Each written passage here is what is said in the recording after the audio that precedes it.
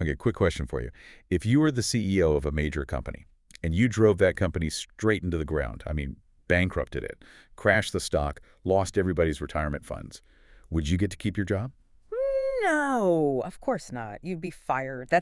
That's the absolute baseline for how things should work, right? Accountability. That is the common sense expectation. But here's the thing. Here's the statistical reality.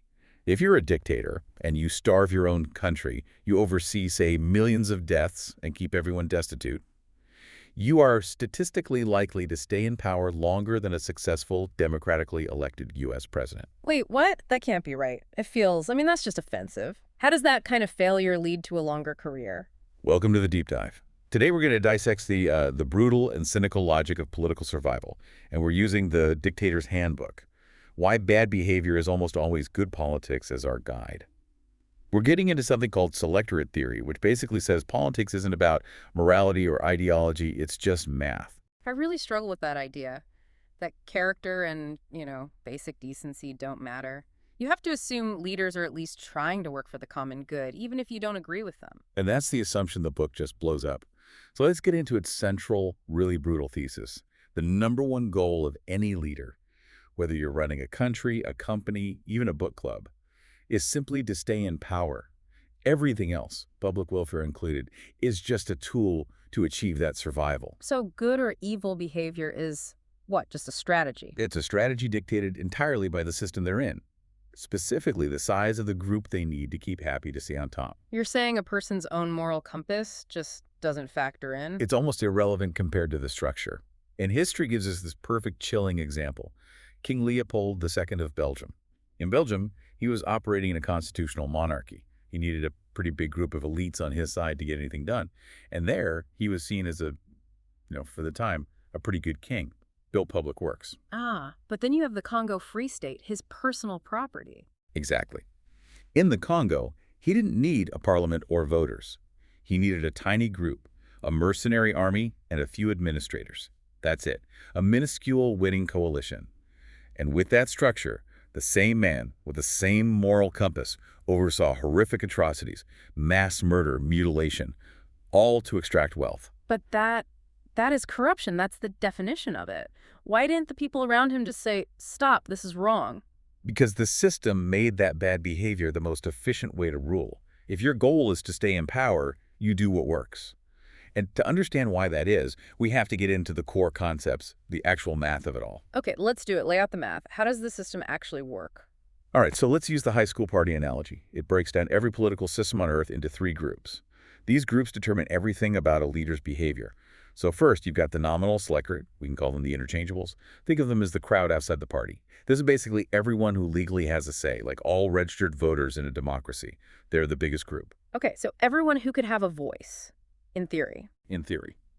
Then group 2, the real selectorate, or the influentials. These are the cool kids inside the party. They're the ones who actually pick the leader. So in the U.S., you could think of them as like the Electoral College or major party donors. In an autocracy, they're the high-ranking party members, the powerful families. The ones with actual influence, kingmakers. Right. But the most important group, the one that everything hinges on, is group 3. The winning coalition, the essentials. In our party, these are the 3 linebackers guarding the beer keg. They are the absolute smallest number of people who support the leader needs to survive. If those 3 linebackers decide to leave, the party's over. The leader is finished. Instantly. So the leader doesn't care about the crowd outside or even all the cool kids inside. They are laser-focused on those 3 linebackers. 100%. And this leads to what the book calls the autocracy sweet spot. Political survival is highest, you're most secure, when your winning coalition, your W, is tiny, and the selectorate, your S, is massive. Hold on. Why does a dictator want a large selectorate? A huge crowd outside? Wouldn't that be more dangerous, more people to rise up? No, because it's the ultimate tool for loyalty. Those 3 linebackers, the essentials, they know that outside the party there's a huge crowd of interchangeables who would kill to take their spot. This creates this intense, fearful loyalty. They know if they step out of line even for a second, they're out. Oh, I see. So if you're an essential, you don't just lose your power. You lose all the private rewards, the wealth, the status, and there are millions of people lined up ready to replace you. It's ruthless. It's why Stalin could rule for almost 40 years. Hmm. His inner circle, guys like Nikita Khrushchev, they were slavishly loyal. Khrushchev came from nothing. He knew that if he crossed Stalin, he wouldn't just be fired, he'd be gone, and Stalin could pick any one of millions from that huge selectorate to take his place. The bigger the selectorate, the more terrified and therefore loyal your winning coalition has to be. That is a chilling piece of math. The sheer number of poor people outside becomes the dictator's best weapon for controlling the rich people inside. Precisely. Which brings us to the next theme: how this math determines where the money goes.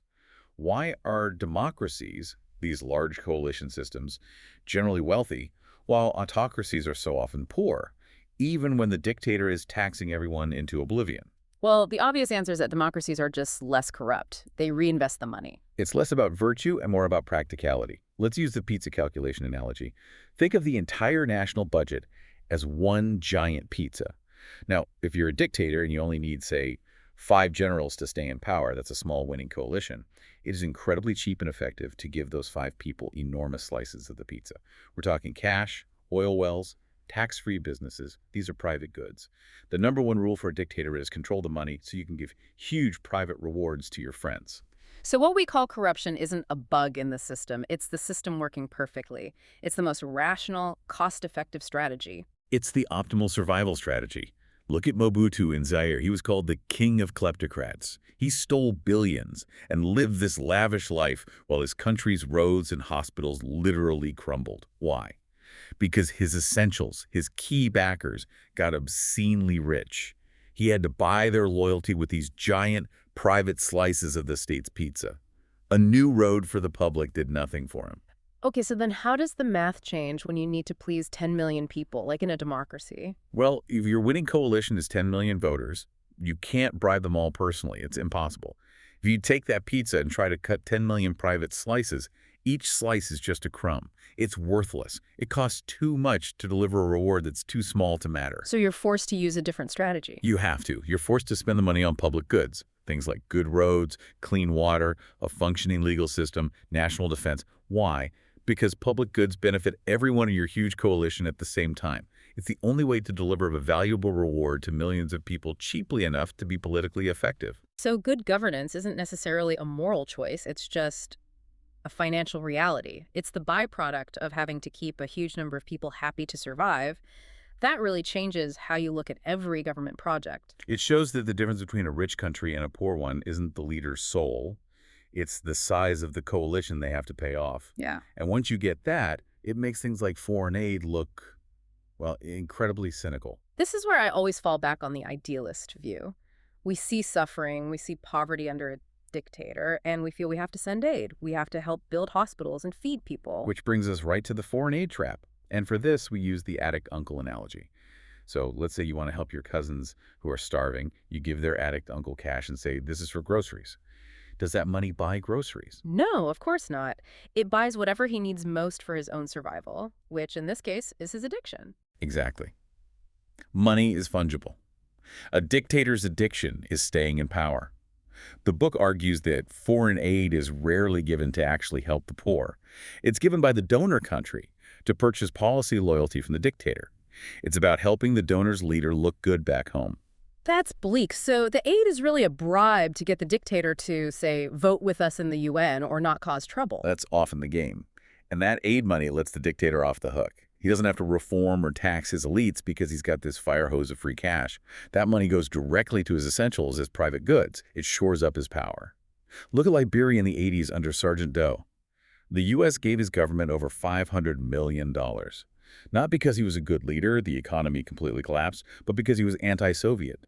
That $500 million just bought loyalty for his inner circle and made him stronger. So the aid we send, thinking we're helping the people, actually ends up funding the system that's oppressing them. It's this vicious cycle, a structural trap. It is. Which leads us to the final big question. If the whole system is just this mathematical trap rewarding corruption, why don't revolutions fix it? Right. We always hope that when people rise up and overthrow the tyrant, the new leader will bring in democracy and build a better system for everyone. The revolutionary might come in with huge popular support, promising this big, inclusive coalition.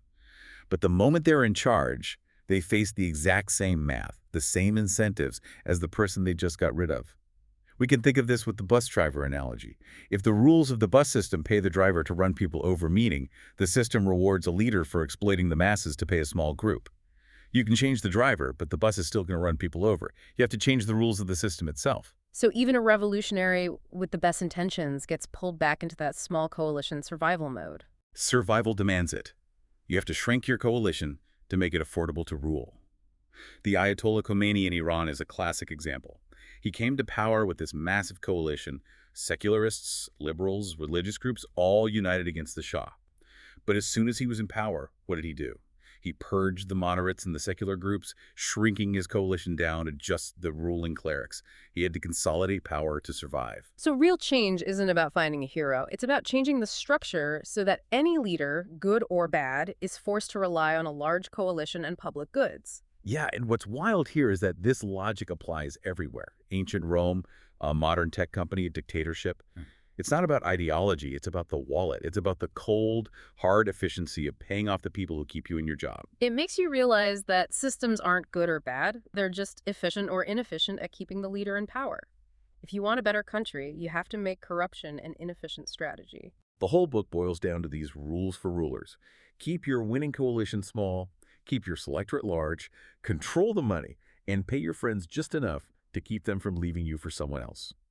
You follow those rules, and you'll stay in power for a very long time, even if your country crumbles. So, let me leave you with this. Imagine you're a new leader. You've just discovered a massive oil reserve, a huge influx of cash. To secure your power for the next decade, what do? Do you build a shiny new public hospital that benefits everyone but might create a more demanding population? Or do you buy your 5 top generals and your finance minister a brand new customized Mercedes? Tell us your choice in the comments below. If you want to keep upgrading your brain, click the video on the left. We've selected another deep dive just for you. And hit that logo to subscribe to Nonfiction Insights for your daily dose of wisdom. See you in the next video.